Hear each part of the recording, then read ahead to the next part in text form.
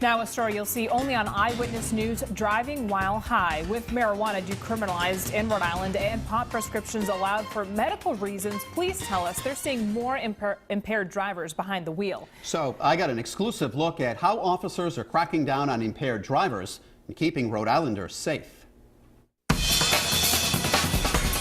Driving a go-kart around an obstacle course isn't the most challenging process in the world, but if you're impaired, it's impossible, as this simulation demonstrates. Imagine the damage if you were driving a 3,000-pound vehicle instead. We've learned local police departments like Cranston are stepping up efforts to get drugged drivers off the streets. One of the department's specially trained drug recognition experts, or DREs, gave me a first-hand look at their detection process. The first step to make sure I was sober. Keep your head looking straight towards me, all right? Okay. Then I hopped into the department's simulated impaired driving experience go-kart for a spin around the cone-marked track.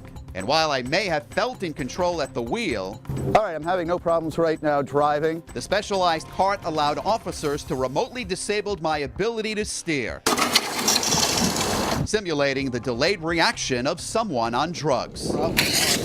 Now I just took something out. We also got a first-hand look through special goggles that simulate what an impaired driver sees. We're listening to the road. Now you're going to take 9 steps, heel to toe, just like I explained to you prior. But see, the white line is over there now and not over here. Whoa. Drug recognition expert John Rocchio says he's always looking for clues to see if someone is driving impaired. We monitor what they're doing from the minute we walk up to them, their speech, their eyes, coordination. Colonel Michael Winquist of Cranston Police says experts like Rocchio are called in when a suspected DUI stop is made, but there is no presence of alcohol. Any indication of somebody under the influence of illicit drug, doesn't matter the level, we're going to charge somebody with that offense. We dug into the numbers and found the city's crackdown on impaired drivers has led to an increase in arrests. In 2013, Cranston police arrested 78 drivers for driving under the influence of alcohol or drugs.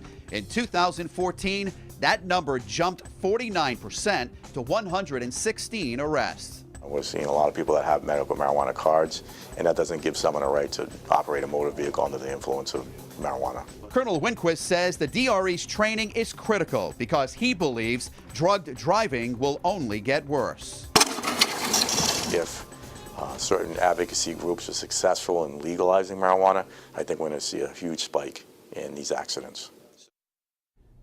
Now, we've also learned driving while high has become such a concern that the group Mothers Against Drunk Driving is expanding its mission to prevent impaired and drugged driving. Now, coming up later on tonight, we'll tell you what the group is doing to better track this growing problem.